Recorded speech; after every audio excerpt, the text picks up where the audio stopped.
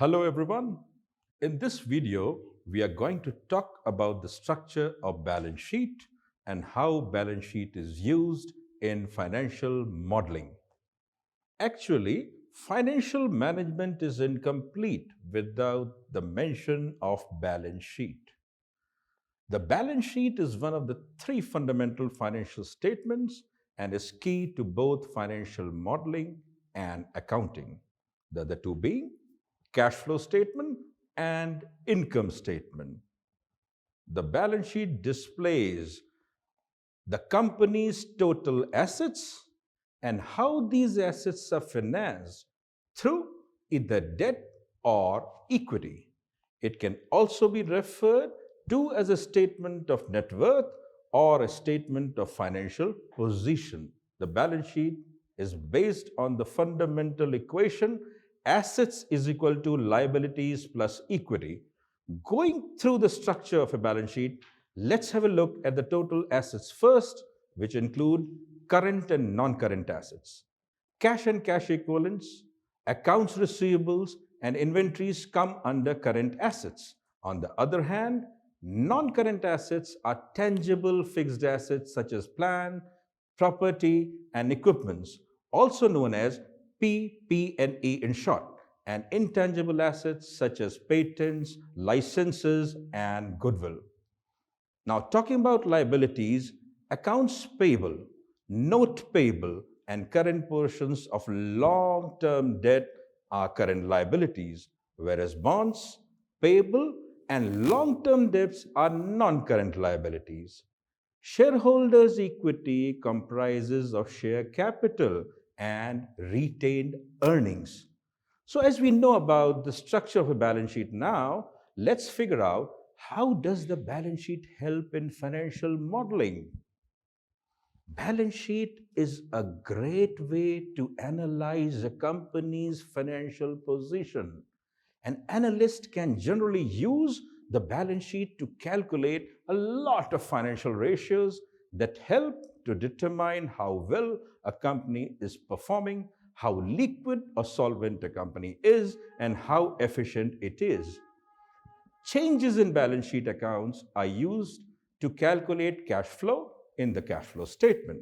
For example, a positive change in plant, property, and equipment is equal to capital expenditure minus depreciation expenses. If depreciation expense is known, capital expenditure can be calculated and included as a cash outflow under cash flow from investing in the cash flow statement. Now let's talk about another important statement, that is the cash flow statement. A cash flow statement, also called the statement of cash flows, shows how much cash is generated and used during a given time period. It is one of the main financial statement analysts use in building a three-statement model. The main categories found in cash flow statements are number one, operating activities, number two, investing activities, and number three, financing activities of a company, and are organized respectively.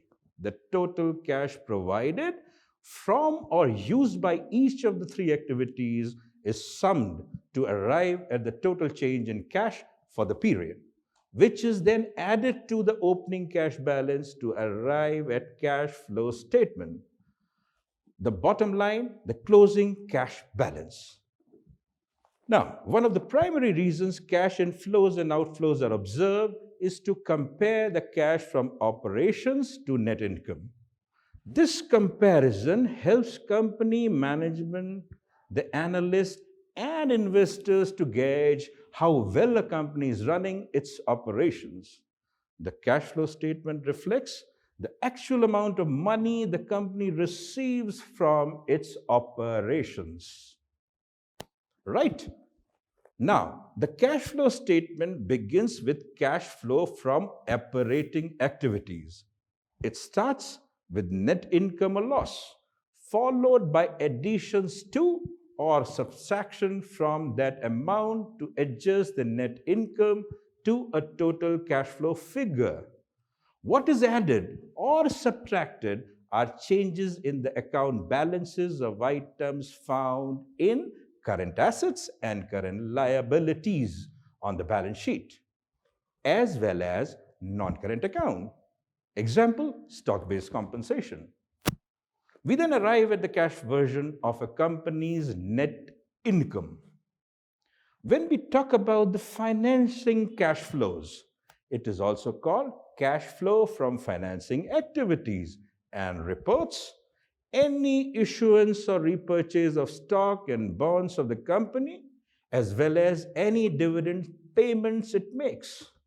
The changes in long-term liabilities and stockholders' equity in the balance sheet are reported in the financing activities. Cash balance is the last section of the statement of cash flow, which is reconciliation of total cash positions, which connect to the balance sheet. This is the final piece of the puzzle when linking the three financial statements. So what is net increase, decrease in cash balance? Once we have all the net cash balances for each of the three sections of the cash flow statement, we sum them up to find the next cash increase or decrease for the given time period. We then take this amount and add it to the opening cash balance to eventually arrive at the closing cash balance. Now, this amount will be reported in the balance sheet statement under the current asset section. At the end, we come to the opening cash balance, which is the last year's closing cash balance. We can find this amount from last year's cash flow statement and balance sheet statement. So friends, we'll continue the learning about management in our next video. Keep watching.